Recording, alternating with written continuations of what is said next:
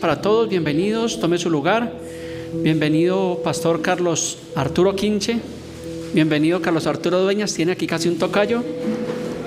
Bienvenida Caterín, cada uno de ustedes. Qué alegría y qué privilegio estar de nuevo en la casa del Señor y tener el privilegio de exponer la palabra de Dios. Hace 8 días estuvimos viendo un mensaje bastante interesante que se titulaba Camino a la Madurez. Estuvimos viendo a lo largo de las Escrituras cómo nosotros como cristianos debemos ser maduros. Recordamos que en la carta de Hebreos 5 nos habla el escritor, dice: porque debiendo ser ya maestros después de tanto tiempo, tenéis necesidad de que se os vuelva a enseñar los primeros rudimentos de la doctrina. Hablábamos también de cristianos que llevan años, pero que no han crecido en el conocimiento de las Escrituras. Así que debemos nosotros madurar, tener un buen conocimiento de las Escrituras, porque muchas veces cuando estamos compartiendo con nuestros familiares, con amigos, a veces nos abordan con temas como que quedamos como completamente nulos, ¿cierto, pastor? A veces cuando éramos neófitos nos pasaba absolutamente eso. Por eso es que nosotros tenemos que estudiar bastante las Escrituras. Y dentro de las preguntas que ustedes muchas veces nos hacen, a veces los mensajes que damos el día de hoy surgen de las preguntas que nos hacen los hermanos. Y una de las preguntas que nos hacía una pareja de esposos hace 15 días nos estaba preguntando acerca de los libros apócrifos. Así que hoy vamos a exponer ese tema del día de hoy. Se titula Los libros apócrifos. Vamos a ver qué son los libros apócrifos. Vamos a ver el desarrollo en la historia de estos libros apócrifos, por qué no son parte del canon bíblico, porque vamos a ver algunos errores doctrinales en comparación al resto de las Escrituras. Como lo pueden ver, hoy tengo una Biblia católica de estudio y tengo mi Biblia Reina Valera, tengo bastante información. También vamos a ver nuestra posición de nosotros como cristianos frente a los libros apócrifos y por qué pues nosotros no los usamos como base de nuestras enseñanzas. Así que como introducción al día de hoy, para poder comprender un poco más el meollo del asunto, el problema del asunto, nosotros tenemos que echar una mirada al pasado, a la historia y más exactamente al periodo intertestamentario. ¿Cuántos han escuchado ese concepto del periodo intertestamentario? ¿Sí lo hemos escuchado? ¿Solo el pastor y yo? ¿Solo 3, 4? Bueno, entonces los demás vamos a aprender el día de hoy. A eso venimos a la iglesia. Entonces el periodo intertestamentario también se conoce como el periodo de silencio. Es el periodo que se refiere intertestamentario, que es cuando usted va a su Biblia, a la mitad de la Biblia, cuando encontramos el libro de Mateo, encuentra una paginita en blanco. Entonces es el tiempo que hay entre el último libro del Antiguo Testamento, que fue el libro de Malaquías, y el primer libro del Nuevo Testamento es el libro de Mateo. Entonces ahí es lo que se conoce como el periodo intertestamentario. Según algunos estudiosos o teólogos, dicen que ese periodo abarcó aproximadamente 450 años. Hay algunos que dicen que fue hasta 600 años. Y en ese periodo, ¿qué pasó? Que no se escribieron libros, o sea, no habían profetas de Dios. Yo les pongo un ejemplo. Es como si en la República de Colombia dijeran: durante 4 años no va a haber presidente. Imagínense qué pasaría. Cada uno impondría sus propias leyes, su propia historia. Y prácticamente cuando lo traemos al ámbito religioso, pues pasó lo mismo. No había profeta de Dios, entonces se crearon bastantes problemas en ese periodo intertestamentario de 400 años. Hay una cronología, así rápidamente. En el año 450 a.C. fue el final del Antiguo Testamento con el libro de Malaquías. En el año 332 aproximadamente fue la conquista de varias regiones por Alejandro el Magno. ¿Sí lo habían escuchado, Alejandro el Magno? Fue un hombre que conquistó varias regiones antes de Cristo. Él murió bastante joven. Luego ese imperio se dividió con cuatro de sus gobernantes. Eso también es otra historia bastante profunda. De ahí salió una cantidad de Antíoco Epifanes, que fue uno de los que sacrificó un cerdo en el templo de Jerusalén en ese tiempo. En el año 167 a.C. fue la rebelión de los macabeos, y la Biblia católica tiene primera y segunda de Macabeos, o sea que se escribieron en ese tiempo del periodo intertestamentario. En el año 63 a.C. vino la conquista romana de la región de Canaán. Entonces en ese periodo intertestamentario surgieron varios imperios. Uno de esos es el imperio persa y también el imperio romano, hasta el año 0, que se conoce como el nacimiento del Señor Jesús.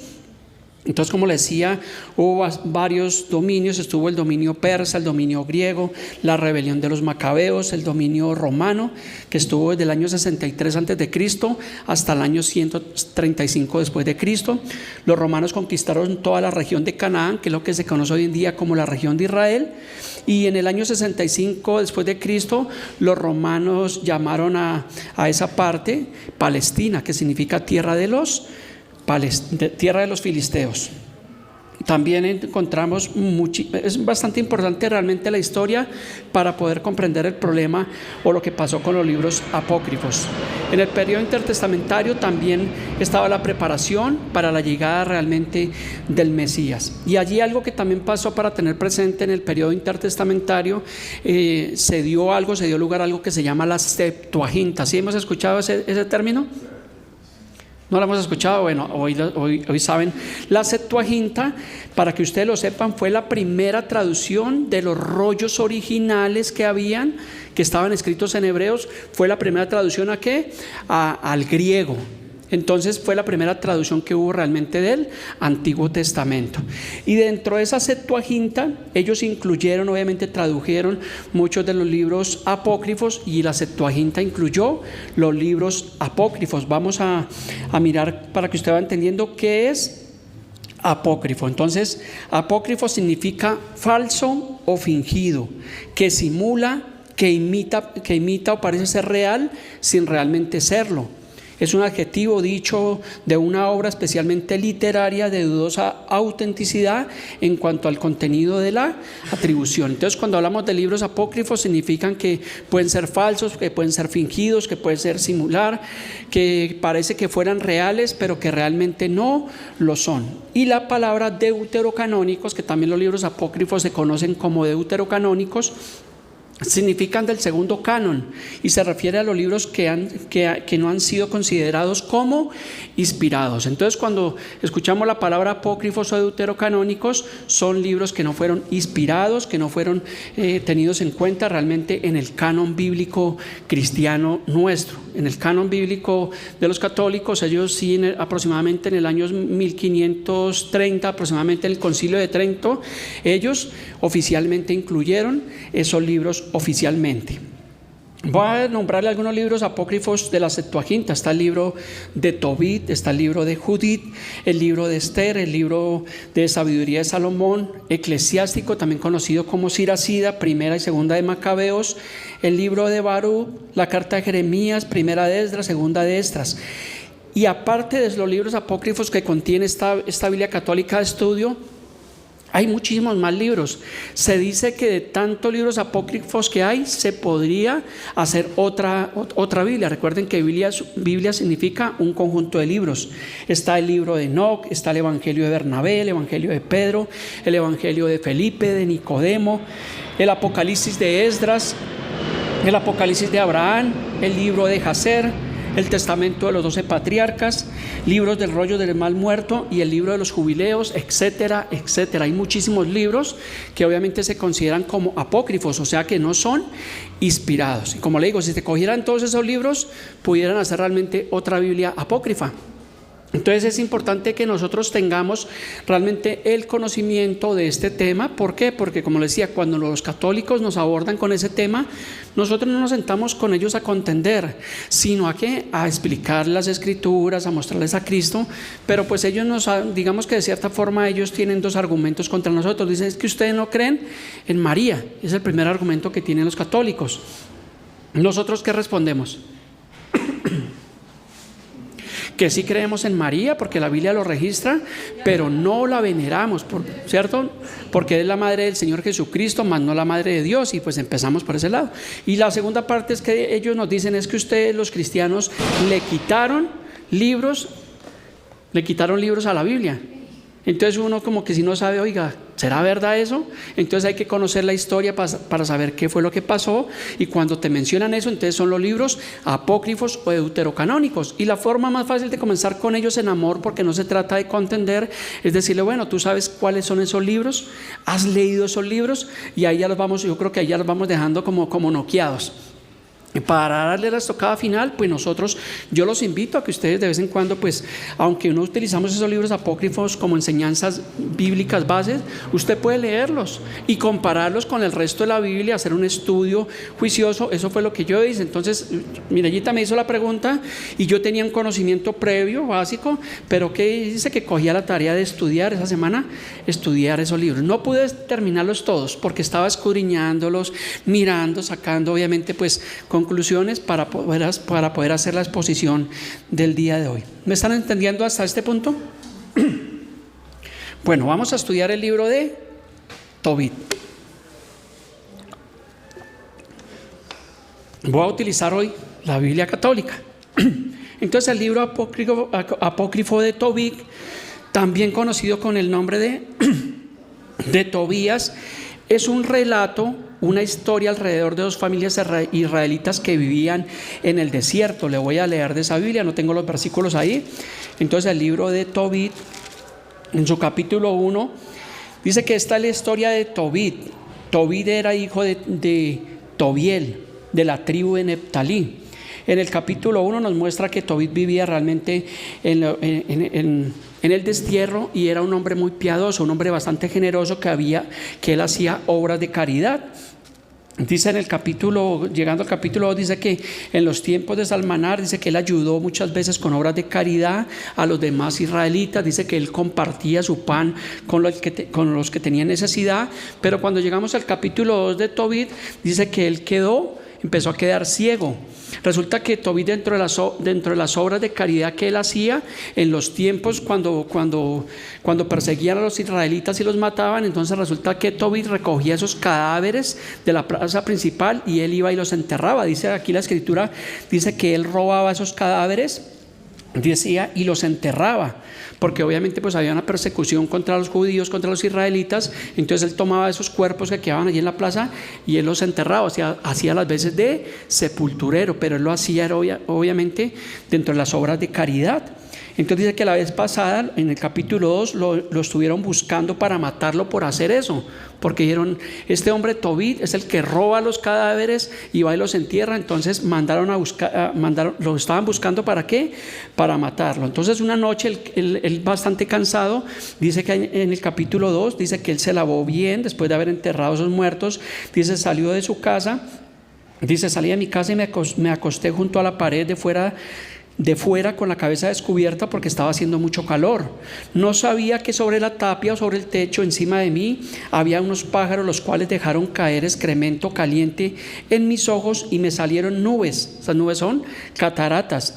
Dice, y fui a consultar a los médicos para que me curaran, pero mientras más remedios me untaban, más ciego me iba quedando. O sea que Tobit, él con el tiempo quedó ciego a causa del excremento, obviamente, de las palomas. Tenga cuidado, entonces no duerma con palomas.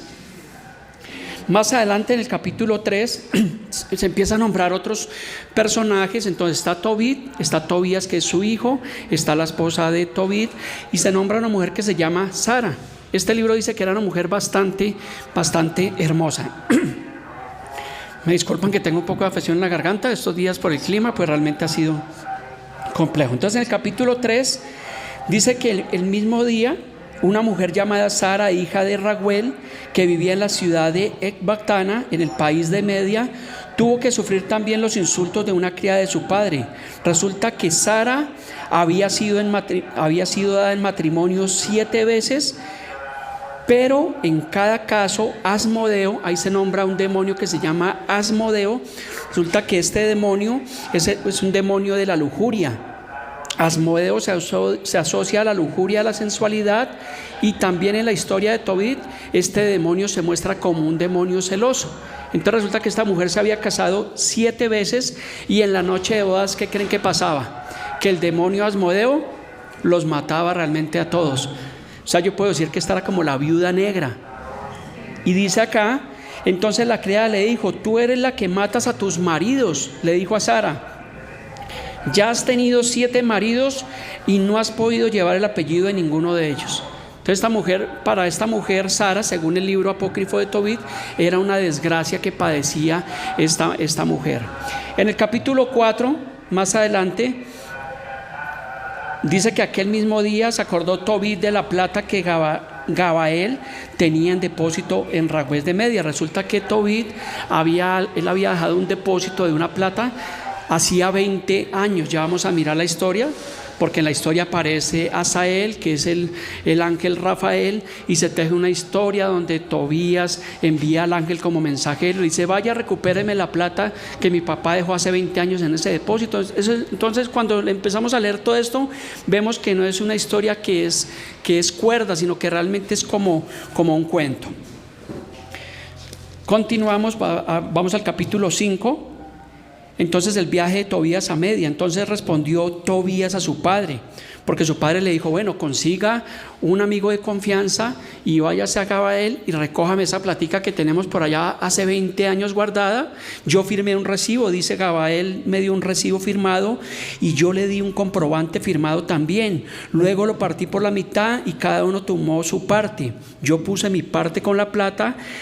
Y pensar que ya han pasado 20 años que dejé ese depósito. Ahora, hijo, busca un hombre de confianza que te acompañe para que vayas a recuperar ese dinero y le pagaremos lo que sea hasta que vuelvas. Entonces dice que Tobías se fue y buscó a una persona, salió en el camino y resulta que se encontró a un ángel, pero resulta que Tobías no sabía que era un ángel, sino se encontró un amigo y se hicieron amigos, y este amigo, esta Biblia lo menciona como Azarías, y se hicieron amigos con Azarías. Entonces Tobías fue con este amigo Azarías y le dijo: padre, ya encontré el amigo que me va a acompañar a recuperar tu dinero. Entonces el padre comenzó pues a indagar: bueno, ¿quién es usted? Entonces Tobit le dijo: mi hijo Tobías quiere viajar a Media, ¿puedes acompañarlo y servirle de guía? Amigo, yo te pagaré lo que sea. Entonces Azarías respondió: sí, yo puedo acompañarlo, conozco realmente bien esos caminos. Tobit le dijo: dime, amigo, ¿de qué tribu y de qué familia eres? Y el ángel le respondió, o sea que el ángel mintió, le dijo, pues no le dijo que era un ángel, le dijo: ¿qué necesidad tienes de saber de mi tribu? Le dijo: pero más sin embargo, yo soy Azarías, nieto de Ananías, el viejo israelita, como tú. O sea que el ángel en ese momento mintió, o sea que era un ángel mentiroso, lo que dice realmente este libro. Más adelante, pues ellos se fueron. ¿Sí me estás siguiendo en la historia? Es interesante. No, era un ángel de verdad, que era el ángel Rafael, según la historia, era el ángel Rafael, pero se materializó en una persona como un hombre, tomó forma como un hombre. Entonces la historia lo llama como Azarías. Entonces se fue Azarías, pónganle cuidado en el capítulo 6, dice que el muchacho se fue acompañado por el ángel y también se llevaron hasta el perro. Dice: el perro también salió y se fue con ellos. O sea, se fue Azarías, se fue Tobías y se llevaron el perrito. No es malo tener un perrito. Dice: empezaron su viaje y la primera noche la pasaron junto al río Tigris. El muchacho bajó al río a lavarse los pies. Entonces un pez enorme salió del agua y amenazaba con comerle el pie al muchacho. Este dio un grito, pero el ángel le gritó: agarra el pescado y no lo sueltes. El muchacho igualmente lo hizo. Entonces el ángel le dijo: ábrelo y saca la hiel, el corazón y el hígado y guárdalos, porque son un remedio muy útil. Los intestinos tíralos. El muchacho abrió el pescado y separó la hiel, el corazón y el hígado. Luego lo puso a asar, un poco de pescado, y se lo comió. Entonces continuaron su viaje y le preguntó Tobías a Azarías, o sea a Rafael: ¿para qué sirve el remedio de la hiel, el corazón y el hígado del pescado? Él contestó: cuando una persona es atacada por un demonio o espíritu malo, si se queman delante de esa persona el corazón y el hígado del pescado, cesa el ataque y no se repite jamás. Y cuando una persona tiene nubes en los ojos, se le untan con la hiel y se sopla con ellos y queda completamente sana. O sea que ahí estaba realmente el remedio. Continuemos con la historia. Ellos continuaron su viaje. Entonces le dijo el ángel, debemos pasar esta noche en la casa de Raguel, que es pariente tuyo. Tiene una hija que se llama Sara, es su única hija. Tú tienes más derecho que ningún otro a casarte con ella. O sea, porque eran parientes lejanos. Entonces mire lo que le dice Tobías. Le dice: amigo Azarías, he oído decir yo antes que esta mujer ha sido dada como esposa a 7 hombres y que todos ellos han muerto la misma noche de bodas en la habitación nupcial cuando querían unirse a ella. También he oído decir que es un demonio quien los mata. El demonio no le hace ningún mal a ella, pero sí al que quiera acercarse a ella lo mata. Entonces, ¿usted cómo me va a decir que yo tengo que casarme con esta mujer y exponerme realmente a que ese demonio también me vaya, como dicen, a pasar para el otro lado? Y dice, tengo miedo de que me mate. Con eso haría que mi padre y mi madre terminaran su vida llenos de pesar por mí, pues yo soy su único hijo, no tienen otro hijo que les dé realmente sepultura. Pero el ángel le dijo, ¿no te acuerdas las recomendaciones que te hizo tu padre? Entonces le dijo, escucha pues amigo, no te preocupes por el demonio y pídela fresco, que eso no le va a pasar absolutamente nada. Yo sé que esa misma noche te la van a dar como esposa. Cuando entres en la habitación nupcial, toma el hígado, el corazón del pescado y colócalo sobre las brasas en las cuales se quema el incienso, y el olor se esparcirá, y cuando el demonio lo huela, saldrá huyendo y nunca más volverá a su lado. Hasta aquí parte la historia. Encontramos que no es coherente con el resto de la Biblia, porque encontramos en la Biblia cómo Jesús tenía autoridad sobre los demonios. De hecho, la Biblia nos narra en el libro de los Hechos, en el capítulo 19, nos habla de los hijos de un tal Esceva. Dice que el espíritu malo dijo, a Jesús conozco y sé quién es Pablo, pero ¿ustedes quiénes son? O sea que los demonios conocen la autoridad del creyente, mas no el olor a pescado. ¿Sí? Entonces ya hay ahí realmente un error doctrinal, causa por la cual no recibimos nosotros los libros apócrifos. Podemos estudiarlos, podemos mirar, pero realmente encontramos que realmente no son coherentes. ¿Sí había leído alguna vez esta historia? ¿Sí sabía usted que el hígado y el corazón del pescado servía para ahuyentar los demonios? No es que usted se vaya a ir ahorita a vacaciones por allá al río Magdalena, oiga, el pastor dijo que sacáramos un pescado y vamos a ahuyentar demonios. No vaya a hacer eso, porque estamos haciendo una exposición de los libros apócrifos o deuterocanónicos. Continuamos con la historia. ¿Sí está interesante la historia? Bueno, entonces resulta que siguió el joven Tobías y se fue a pedir la mano de Sara. Se arreglaron las bodas. Entonces el papá, obviamente, el papá de Sara, Raguel, dijo, no, pues hágale, cásese, pero sepa lo que le viene de pierna arriba, porque si usted se va a casar con ella, sepa que en la noche de bodas usted también va a pasar el papayo y va a ser realmente el octavo. Continuamos. Dice en el versículo 7, come y bebe y pasa alegremente esta noche, porque, amigo, ningún otro fuera de ti tiene derecho a casarse con mi hija Sara. Por la misma razón, yo no puedo dársela a nadie más sino a ti. Tú eres mi pariente más cercano. Sin embargo, hijo, te debo decir la verdad, ya que antes se la he dado a 7 esposos, parientes nuestros, y todos han muerto la misma noche en que se acercaron a ella. ¿Qué haría uno donde le dijeran, oiga, se va a casar usted con ella, pero posibilidad cero? Yo creo que saldría uno realmente corriendo. Continuamos con la historia. Capítulo 8 del libro de Tobit. Dice, cuando terminaron de cenar, dice, decidieron ir a acostarse, llevaron al muchacho a la habitación. Dice que Tobías se acordó entonces de todo lo que le había dicho Rafael, o sea, Azarías, o sea, el ángel. Dice, sacó de su bolsa el hígado y el corazón del pescado. Yo creo que esa bolsa olía a diablos, olía realmente horrible. Dice, y sacó esto y los puso sobre las brasas en que se quemaba incienso. Dice que el olor del pescado no dejó acercar al demonio. Yo creo que no se acercaba a absolutamente nadie.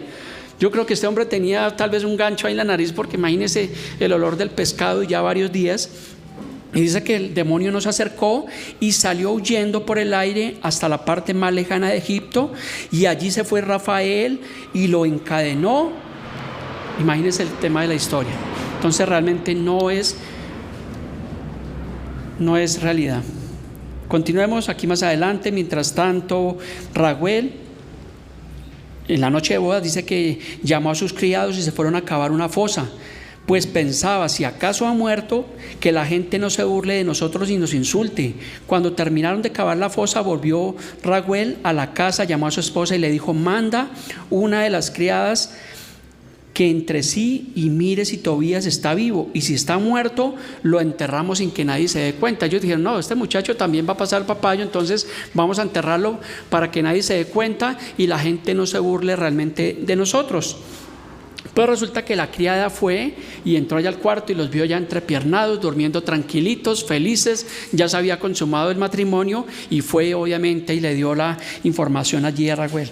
Más adelante en la historia, entonces dice que el ángel Rafael se fue a buscar la plata. Recuerde que la palabra ángel también se traduce como mensajero, y este era un mensajero, no sé si es de Servientrega o de Interrapidísimo, porque dice que él se fue inmediatamente a buscar la plata. Dice: amigo Azarías, toma 4 criados y 2 camellos y vete a Ragüez, a casa de Gabael, entrégale el recibo firmado que te dio mi padre, recoge el dinero y trae a Gabael y nos vemos en las fiestas de las bodas. Más adelante dice que Rafael se fue con los 4 criados, como le había dicho este joven, y enseguida Gabael se puso a contar los sacos de plata que aún tenían los sellos intactos. O sea que en la historia llegó Rafael allá donde Gabael y resulta que la plata que su padre había dejado hace 20 años estaba completamente intacta, tenía unos sellos, no le faltaba realmente un solo peso. Es una historia que uno dice, si uno le presta a una persona o le deja guardar una plata por 20 años, ¿qué cree que va a pasar con esa plata? Pues que se va a desaparecer, se la van a gastar después de 20 años. Pues uno espera de pronto 1 año, 2 años, pues dice, no, esta persona no volvió 10 años, 20, no, gastemos esa plata, pongámosla a producir. Pero aquí dice la historia que esa plata estaba completamente intacta. Entonces, para ir culminando la historia, después resulta que se casó, obviamente Tobías se casó con Sara, ellos estuvieron un tiempo allá con sus padres y Tobías dijo, yo tengo que regresar donde mi padre a llevar el dinero que él me recomendó y a mostrarle realmente a mi esposa. Entonces cuando llegaron obviamente a la casa de Tobit, dice la palabra, estoy seguro que tu padre recobrará la vista, úntale en los ojos la hiel del pescado, este remedio hará que las nubes se encojan y desaparezcan de sus ojos y tu padre recobrará la vista. Fue lo que le dijo el ángel a Tobías y efectivamente en la historia él lo hizo tal cual y su padre recobró la vista con la hiel del pescado. Entonces imagínense, 3, la hiel, el corazón y el hígado del pescado fueron utilizados en esa historia como ¿qué? Como objetos de sanación. Entonces encontramos que realmente aquí ya hay un error doctrinal, rituales mágicos de sanación, agüeros, objetos de superstición, una creencia extraña a la fe religiosa y contraria realmente a la razón. ¿Qué nos dice la Biblia acerca de eso? Dice Deuteronomio 18:10, dice, no sea hallado en ti quien haga pasar a su hijo o a su hija por el fuego, ni quien practique adivinación, ni agorero, ni sortílego, ni hechicero. O sea que la Biblia, el Pentateuco, el Deuteronomio, está totalmente en contra de esto que acabamos realmente de leer. Hoy en día encontramos falsas doctrinas de la prosperidad que venden objetos ungidos para traer suerte, para quedar sanos, y ellos son hechiceros y realmente son brujos. Veamos 2 Crónicas 33:6. Hablando de Manasés, dice, y pasó Manasés sus hijos por el fuego en el valle del hijo de Hinnom, y observaba los tiempos, miraba en agüeros, era dado a adivinaciones, consultaba a los adivinos y encantadores, se excedió en hacer lo malo ante los ojos de Jehová hasta encender su ira. Entonces hay mucha evidencia bíblica que nos hablan que la Biblia está en contra de la brujería, en contra del ocultismo, en contra de la hechicería. Y lo que encontramos en el libro de Tobit de esa historia es una historia que realmente no es coherente. Cuando leemos en esta misma Biblia, nos dice en el principio, en el prólogo, que no se sabe el autor exacto del libro de Tobit. No tiene un autor exacto, es desconocido realmente su autor. Miremos más evidencia, Éxodo 7:11, dice, entonces llamó también Faraón a los sabios y hechiceros, e hicieron también lo mismo los hechiceros de Egipto con sus encantamientos. Miremos otro error doctrinal en el libro de Tobit. Dice en el libro de Tobit, ahí sí creo que lo tengo, capítulo 12, versículo 9, dice, dar limosna salva de la muerte y purifica todo pecado. Los que dan limosna gozarán de larga vida. ¿Es eso real? ¿Es coherente con lo que enseña la Biblia? Porque si eso fuera verdad, pues en vano hubiera sido el sacrificio realmente de Cristo. Nos dice Juan 3:16, que es el versículo más conocido, porque de tal manera amó Dios al mundo que ha dado a su Hijo unigénito para que todo aquel que en él cree no se pierda, mas tenga vida eterna. No es por dar limosna ni nada de esto que se obtiene la vida eterna.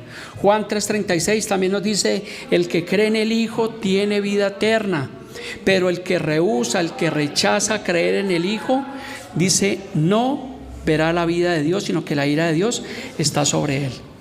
Entonces también dice el versículo de Tobit que purifica realmente de todo pecado. Dice Hebreos 9:22, dice: sin derramamiento de sangre no hay remisión de pecados. Si Cristo no hubiera muerto en esa cruz y su sangre no hubiera sido derramada, nosotros estaríamos sin esperanza, estaríamos perdidos. Pero según el libro de Tobit, si tú das limosnas, realmente salvas de la muerte. Esto es la doctrina realmente de las indulgencias, y esto realmente es contrario a la Biblia, al canon bíblico cristiano, y es lo que estamos viendo en el libro apócrifo o en una Biblia realmente católica. Ahora bien, veamos nuestra postura frente a este libro apócrifo y por qué no los usamos en nuestras enseñanzas. Como les decía, el libro de Tobit no tiene un autor claro. En el prólogo de esta misma Biblia tú puedes encontrar que allí dice eso.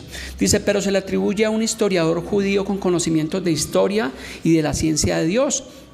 El libro parece ser que fue escrito durante la era helenística, o sea, durante el periodo intertestamentario. Si recuerda que al principio hicimos nuestra introducción con el periodo intertestamentario, entonces ver que allí se generaron bastantes problemas en ese periodo. Este libro sitúa la acción del relato aproximadamente en el siglo VIII a.C., poco antes de la destrucción de Nínive, acaecida en el año 612 a.C. Pero en el siglo II, más o menos, fue cuando se dice la historia que se escribió realmente o se narró realmente este libro. Algunos otros eruditos sugieren que el libro fue escrito durante el reinado de Antíoco IV Epifanes en el año 175 al 164 a.C., en el periodo intertestamentario. ¿Claros hasta ahí? Entonces eso es lo que vimos del libro de Tobit, el resumen que hicimos de la historia que realmente cuenta, y encontramos los errores doctrinales que hay, que no es por dar limosna que tenemos la vida eterna, y no es que los demonios se ahuyentan por medio de poner a quemar en medio del incensario el corazón y los hígados. Esto es completamente antibíblico, esto es una herejía, esto es catalogado realmente como brujería, porque el resto de la Biblia no nos enseña completamente eso. Miremos rápidamente, si tengo tiempo, yo creo que no vamos a alcanzar a exponer todos los libros apócrifos. Podemos dejar para otra clase el día miércoles o podemos exponerlo en el siguiente domingo, pero podemos mirar. Pero lo importante es que también usted haga la tarea juiciosamente, que usted sea maduro en la fe y usted escudriñe, que usted lea y que usted tenga un argumento bíblico para que usted pueda quitar los argumentos que realmente tiene las demás personas. Veamos el libro apócrifo de Judith, sacado del prólogo de la misma Biblia católica. Dice que el autor del libro del apócrifo de Judith dice que también es desconocido. No se sabe qué fue no se sabe quién lo escribió. Algo que pasó en el periodo intertestamentario es que allí surgieron muchas de las sectas de los fariseos, de los saduceos, surgieron muchos historiadores, muchas personas que escribieron historias, pero por eso le digo, hay muchísimos más libros, pero no entraron dentro del canon bíblico. ¿Por qué? Porque no son inspirados. No se puede meter una historia del mundo, meterla realmente en los libros realmente de la Biblia. Continuemos. Dice que Nabucodonosor II es un personaje de la Biblia que aparece en los libros de Daniel y Jeremías. En la Biblia, Nabucodonosor es descrito como un rey que se enfrentó a Dios y fue castigado por él. Encontramos en ese libro de Judith, también en el capítulo 7, un plan asirio en contra de los israelitas que vivían en Canaán. En el capítulo 8 vemos que Judith interviene. Por aquí tengo ese libro también, lo estuve leyendo. Le voy a leer algunos aparte, si usted me lo permite, y no está aburrida la clase. Si no se me está durmiendo, entonces continuamos con otra historia del libro de Judith. En el capítulo, vamos a ver por aquí atrás que tengo algunas cosas subrayadas. En el libro de Judith, en el capítulo 1, habla de la guerra de Nabucodonosor contra Arfaxad. se llama. Dice: el rey Nabucodonosor de Asiria mandó a llamar a todos los habitantes de Persia, de todos los que vivían en el occidente, y a los habitantes de Cilicia, Damasco, el Líbano, el Antilíbano, y a todos los que vivían en la costa, en el Carmelo, en Galad, en Galilea superior, en la gran llanura. O sea que él mandó llamar a todos los habitantes para que fueran a esa guerra. Pero resulta que los israelitas no hicieron caso de ese llamado de este rey. Dice el libro de Judith: pero los habitantes de esas regiones, dice, no hicieron caso del llamado del rey Nabucodonosor de Asiria y no fueron a ayudar en la guerra, pues no le tenían miedo, sino que lo consideraban como un hombre sin aliados. Entonces dice que Nabucodonosor por esto se puso terriblemente furioso contra todos estos países y juró por su trono y su reino que se vengaría de los que no le habían ayudado. Entonces él se fue, libró la guerra, según la historia de Judith, ganó la guerra. Y después de que terminó la guerra, ¿qué pasa? Que se fue a pelear contra los que no le habían ayudado. Y ahí está otra vez, vienen los israelitas. Entonces este hombre se fue contra los israelitas y se fue a destruirlos. Y había un plan asirio para destruir a los judíos y a los israelitas de aquel tiempo. Pero en el capítulo 8 del libro de Judith, aparece que Judith interviene. Vamos a mirar qué fue lo que hizo esta mujer. Dice: todo esto llegó a oídos de Judith. Judith era hija de Mesari, y ahí comienza toda su descendencia. Dice que el esposo de Judith se llamaba Manasés. También dice este libro que Judith era una mujer bastante hermosa y ella utilizó su hermosura como engaño para destruir, ya vamos a mirar, para destruir realmente a los asirios. Dice que el esposo de Judith se llamaba Manasés, que era de la misma tribu y la familia de ella. Dice que había muerto durante la cosecha de la cebada. Dice que estando enfrente de los jornaleros que hacían los atados de trigo en el campo, dice que le dio una insolación, cayó en cama y murió. O sea que esta mujer Judith quedó viuda, bastante joven, y era una mujer bastante hermosa. Dice que ella era muy bonita y de bello aspecto. Dice: Manasés, su esposo, le había dejado oro, plata, criados, criadas, ganado, campo, vivía de sus posesiones, y como esta era muy respetuosa de Dios, nada tenía en contra de ella. O sea que era un buen partido. Yo creo que un soltero decía: no, esta mujer, mejor dicho, tiene casa, tiene carro, tiene beca. Pero resulta que Judith entró realmente, ella como en una depresión, y ella se vestía con ropa ásperas y vestido realmente de luto. Saltamos al capítulo 10 del libro de Judith.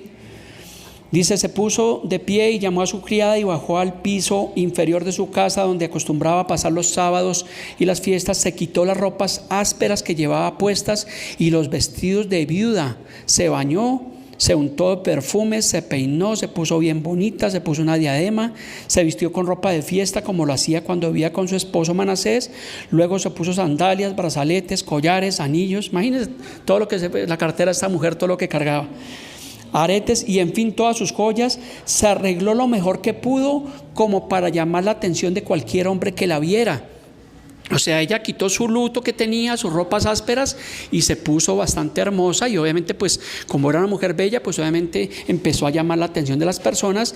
Y ella ella creó un plan. Dijo: yo me voy a meter allá donde estos asirios y voy a ir a destruir a Holofernes. Holofernes era el capitán de la guardia, el que estaba comandando el ataque contra los israelitas y los judíos. Dice: al oír los soldados su respuesta, al fijarse en su aspecto, se quedaron maravillados de su belleza.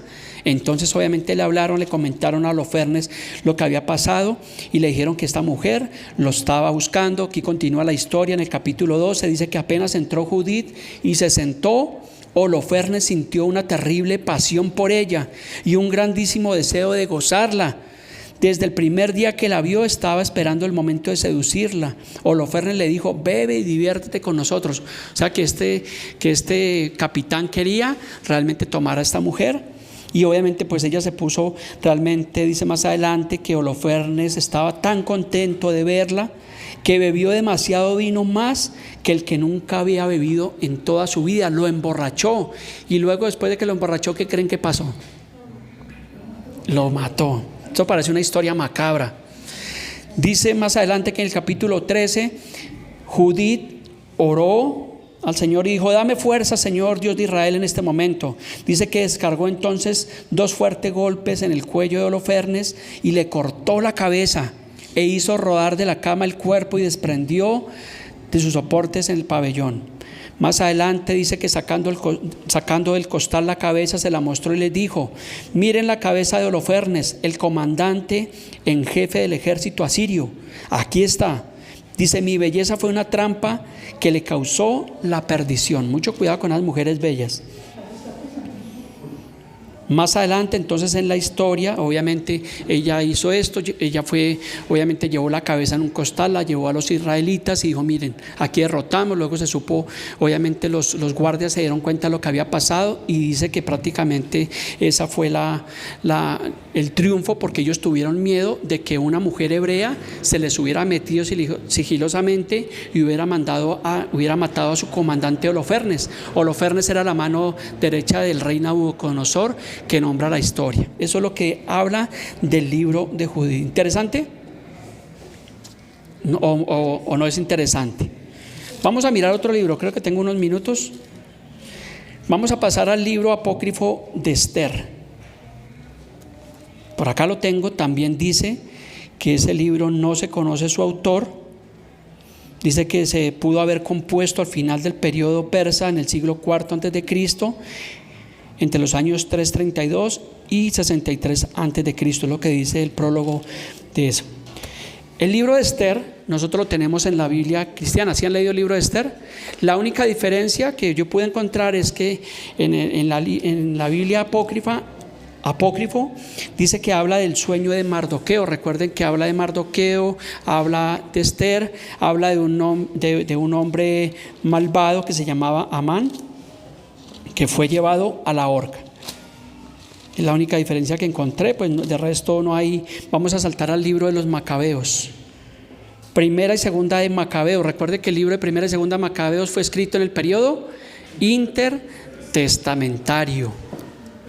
El autor del libro apócrifo de primera y segunda de Macabeos dice que también es desconocido, no se sabe su autor, pero se cree que fue escrito por un judío que vivió en Palestina durante el siglo II antes de Cristo. Sin embargo, se pueden establecer algunas hipótesis sobre el autor, teorías del autor. Ahí está, dice que era miembro de una familia macabea.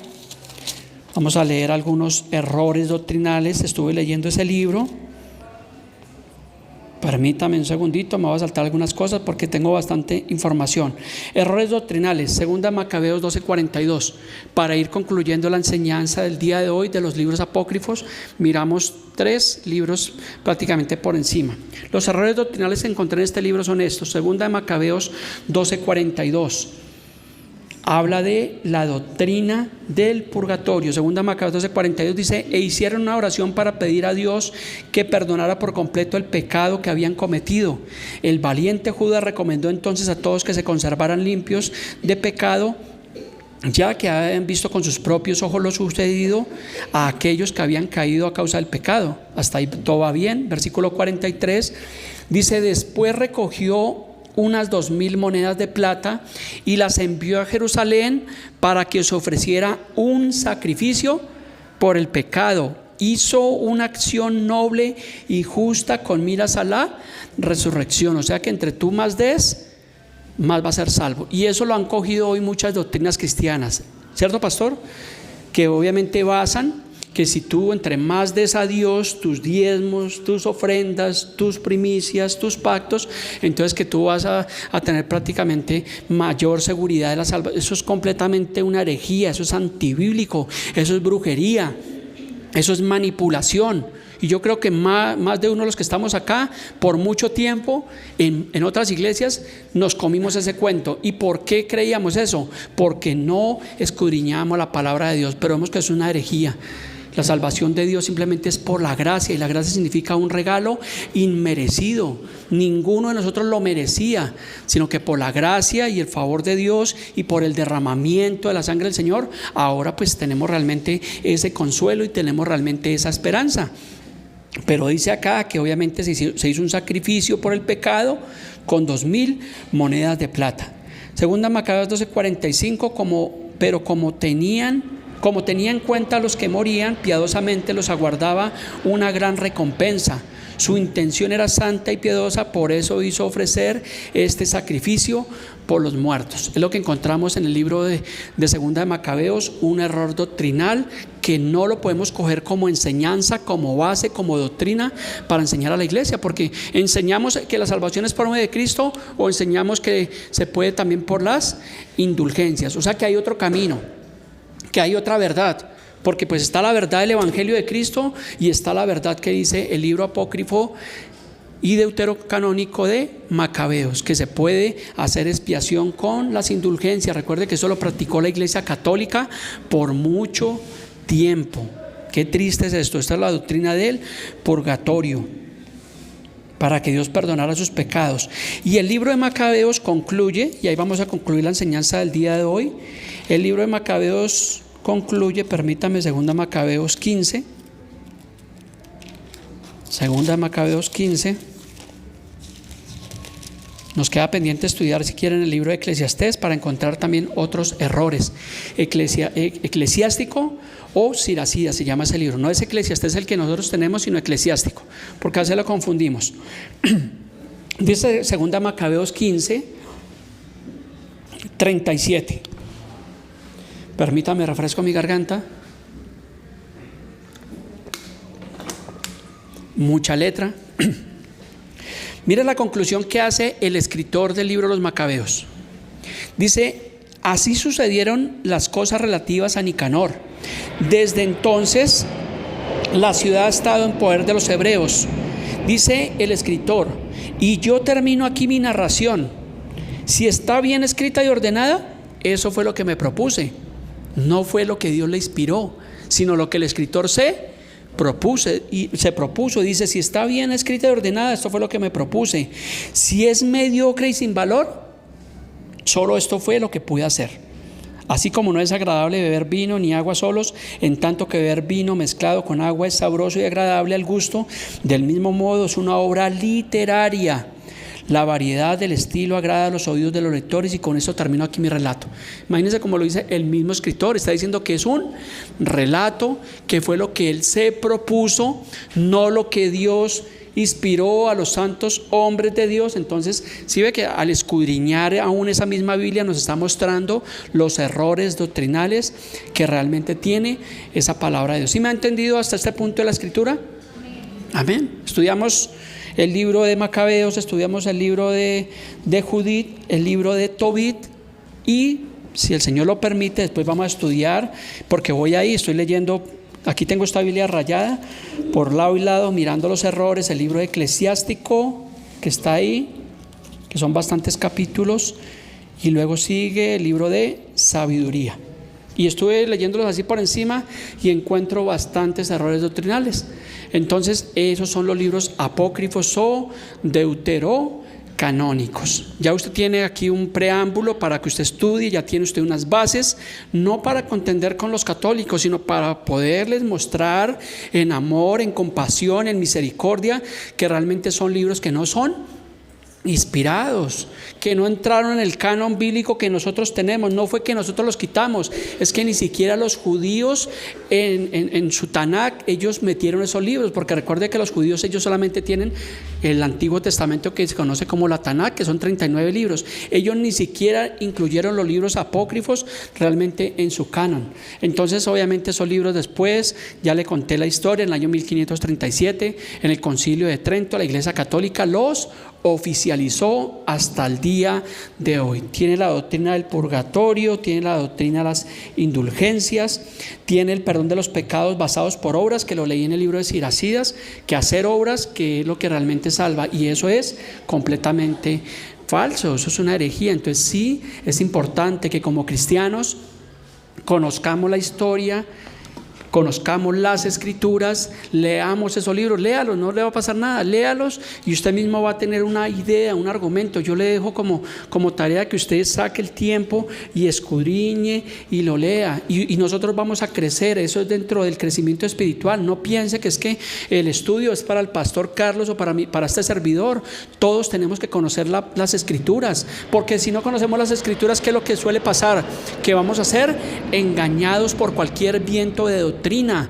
Y recuerde que una de las señales de los últimos tiempos es que vendría la apostasía. ¿Y qué es apostasía? Que ustedes ya lo saben, es el engaño, es el apartarse de la verdad, es caer de una posición firme. Y hoy en día encontramos muchas congregaciones.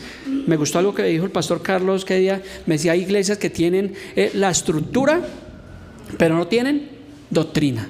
Y gracias a Dios nosotros no tenemos esa estructura gigante, pero gracias a Dios pues tenemos la doctrina. Lo más importante es la doctrina, y por eso a veces las iglesias bíblicas que predican doctrina se ven así como esta iglesia, con solo un par de personas, porque hay personas que no les gusta la doctrina bíblica, tienen comezón de oír y quieren escuchar nuevas revelaciones, no se conforman con la palabra de Dios, sino que tienen comezón de oír, a ver qué dice el profeta. Porque a esas iglesias invitan a un profeta, a un apóstol, ¿y qué pasa? Mire, la boletería a reventar, completamente lleno y abarrotado. Y dejan de lado la Biblia. No, aquí no predicamos Biblia. Y cogen a contar sus historias. Y si las pudieran escribir más adelante, pues serían libros apócrifos, porque ellos empiezan a contar historias, que tuvieron un sueño, que Dios les habló, que Dios les reveló, que Dios les mostró. A ver si la escritura está completica. Aquí tenemos el canon bíblico, 66 libros. En el año 90, cuando murió el apóstol Juan, que fue el último de los discípulos que murió, ¿qué pasó? Que se cerró el canon bíblico, quedó completico, no le faltó absolutamente nada. Pero luego, si miramos la historia, surgieron más historiadores, y hay historiadores muy buenos. Hay uno que se llama Flavio Josefo, pero son historias del tiempo, obviamente, de los tiempos antiguos, pero no es que porque es historia entonces se va a tomar como parte del canon bíblico. ¿Sí me están entendiendo? Entonces conformémonos con la palabra de Dios, escudriñemos, analicemos, meditemos. Juan 5:39 dice: escudriñad las escrituras, porque a vosotros os parece que en ellas tenemos vida eterna, y ellas son las que dan testimonio del Señor. Entonces yo espero y doy gracias al Señor por esta oportunidad. Tengo bastante información. De pronto se me quedaron algunas cosas en el tintero. Créanme que llevo 15 días para poder exponer este mensaje. Lo mejor que pude, como dice el autor, hice lo mejor que pude. Pero lo hago obviamente para que cada uno de ustedes tenga esa claridad, para que tenga el conocimiento, para que cuando usted esté predicando el evangelio a otras personas y alguien le salga con preguntas como estas de la Septuaginta, del periodo intertestamentario, de qué es un libro apócrifo, de qué es un libro deuterocanónico, usted ya más o menos tiene reciente qué es. Y si se le olvida, pues vuelve y ve la repetición de este video. Y si se le olvida, pues vuelve y me pregunta. Y si se le olvida, pues aquí tenemos los días miércoles. El día miércoles estuvimos estudiando acerca de los textos masoréticos, de los rollos del hebreo, del griego. ¿Sí? Los hermanos que estuvieron el día miércoles, ¿sí aprendieron? ¿O estaba muy aburrida la clase? Entonces eso es, mis amados. Doy gracias al Señor por ese tiempo. Se nos fue el tiempo. Y bueno, póngase sobre sus pies. Vamos a concluir en oración de agradecimiento a nuestro Dios. Vemos que hay muchos temas para enseñar, pastor. Tenemos mucho para enseñar a los hermanos doctrina, para que crezcamos, porque todos crecemos. Cuando nosotros hacemos estos estudios, yo creo que los primeros que nos edificamos somos nosotros, y uno aprende. Y me decía Andrés esta mañana: pastor, ¿cómo hace usted para aprender, para estudiar? Pues estudiando, ¿cierto? Estudiando. Si hay un tema, pues empiezo. Hoy en día es muy fácil los estudios, porque bueno, en internet encontramos muchas cosas. Hay que filtrar, hay que mirar, pero hay que escuchar diferentes puntos de vista. Si usted no tiene el conocimiento de una palabra, pues usted busca la traducción de qué significa esa palabra. Busque la Septuaginta y le va a botar toda la información. Podíamos hablar un tema completo del periodo intertestamentario, porque pasaron muchísimas más cosas, pero vemos que son coherentes con el problema que encontramos de los libros apócrifos. Así que doy gracias al Señor por la oportunidad que nos da de predicar, de exponer su palabra, de hablar doctrina, de hablar palabra de Dios. Y es maravilloso, es un privilegio. Por muchos años, créanme, llevo ya cerca de 20 y pico de años como cristiano, y muchos de los temas que el Señor nos ha permitido acá jamás los escuchamos, porque no los enseñan, porque no les conviene. El Señor Jesús dijo: conoceréis la verdad, y la verdad nos hace libres. Pero hay iglesias que obviamente no predican la verdad, porque saben que en el momento que conozcamos la verdad, obviamente nos va a hacer libres de la esclavitud del pecado y de la esclavitud de la manipulación, que es lo que se ve hoy en día. Que el Señor nos guarde nuestras vidas, guarde el corazón de este servidor, de los pastores amigos de esta casa, de cada uno de ustedes, de caer realmente en una falsa doctrina, de extraviarnos del camino de la verdad. Es una oración que yo le pido mucho al Señor, es que guarde nuestros corazones, porque obviamente el crecimiento no es malo, pero el crecimiento que trae personas, y las personas que traen, perdone que le diga esto, pues traen ofrendas, trae dinero, y el corazón del ser humano es malo y es perverso y se daña el corazón, porque muchos pastores comenzaron bien, pero ¿qué pasó? Que en el camino se desviaron, porque raíz de todos los males es el amor al dinero. No el dinero en sí es bueno, lo utilizamos para proveer nuestra casa, para proveer las cosas que necesitamos, pero cuando se ama el dinero por encima de Dios, por encima de la Biblia, se estropea absolutamente todo. Y es triste ver a personas que dicen que aman a Dios, personas que ya dicen ser pastores, que se dicen ser apóstoles, que están realmente sumidos en esas mentiras. Padre precioso, Señor, en esta mañana te damos gracias por tu palabra. Gracias por tu amor, gracias por tu compasión, gracias por tu fidelidad, mi Dios.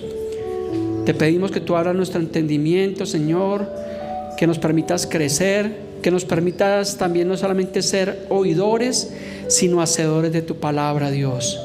Gracias por la vida de mis hermanos que están en esta mañana, por sus familias. Te pedimos que nos sostengas, que nos alientes por medio de tu palabra, Dios.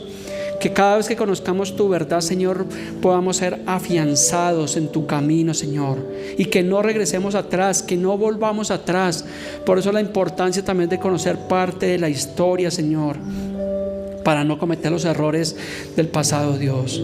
Te damos gracias en esta mañana, en el nombre de Cristo Jesús. Amén. Amén.